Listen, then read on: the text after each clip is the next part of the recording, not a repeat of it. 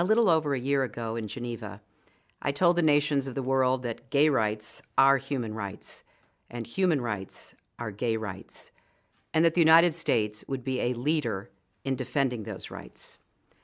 Now, there were some countries that did not want to hear that, but I believe America is at its best when we champion the freedom and dignity of every human being. That's who we are. It's in our DNA. And as Secretary of State, I had the privilege to represent that America.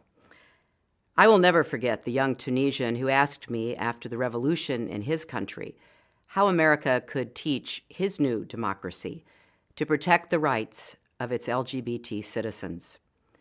He saw America as an example for the world and as a beacon of hope.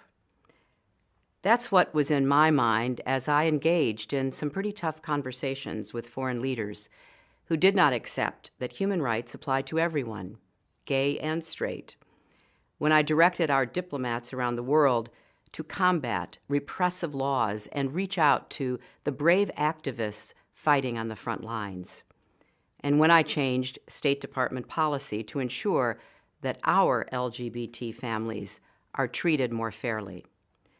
Traveling the world these past 4 years reaffirmed and deepened my pride in our country and the ideals we stand for.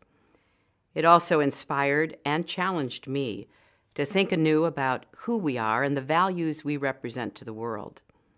Now, having left public office, I want to share some of what I've learned and what I've come to believe.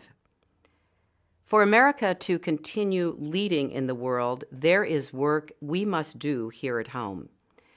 That means investing in our people, our economy, our national security. It also means working every day as citizens, as communities, as a country, to live up to our highest ideals and continue our long march to a more perfect union. LGBT Americans are our colleagues, our teachers, our soldiers, our friends, our loved ones. And they are full and equal citizens and deserve the rights of citizenship. That includes marriage. That's why I support marriage for lesbian and gay couples. I support it personally and as a matter of policy and law, embedded in a broader effort to advance equality and opportunity for LGBT Americans and all Americans.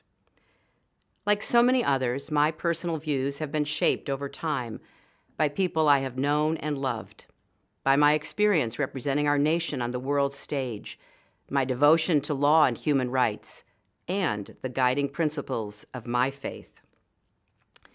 Marriage, after all, is a fundamental building block of our society, a great joy and, yes, a great responsibility. A few years ago, Bill and I celebrated as our own daughter married the love of her life, and I wish every parent that same joy. To deny the opportunity to any of our daughters and sons solely on the basis of who they are and who they love is to deny them the chance to live up to their own God-given potential. Throughout our history, as our nation has become even more dedicated to the protection of liberty and justice for all, more open to the contributions of all our citizens, it has also become stronger, more competitive, more ready for the future. It benefits every American when we continue on that path.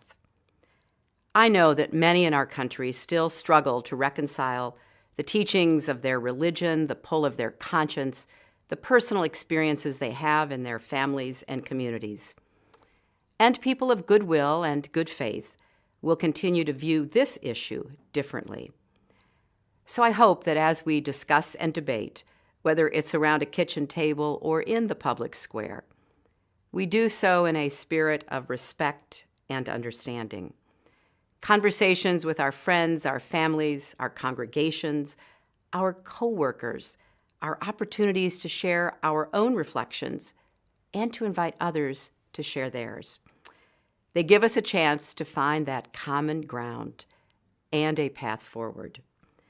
For those of us who lived through the long years of the civil rights and women's rights movements, The speed with which more and more people have come to embrace the dignity and equality of LGBT Americans has been breathtaking and inspiring. We see it all around us every day in major cultural statements and in quiet family moments. But the journey is far from over, and therefore we must keep working to make our country freer and fairer, and to continue to inspire the faith the world puts in our leadership. In doing so, we will keep moving closer and closer to that more perfect union promised to us all. Thank you.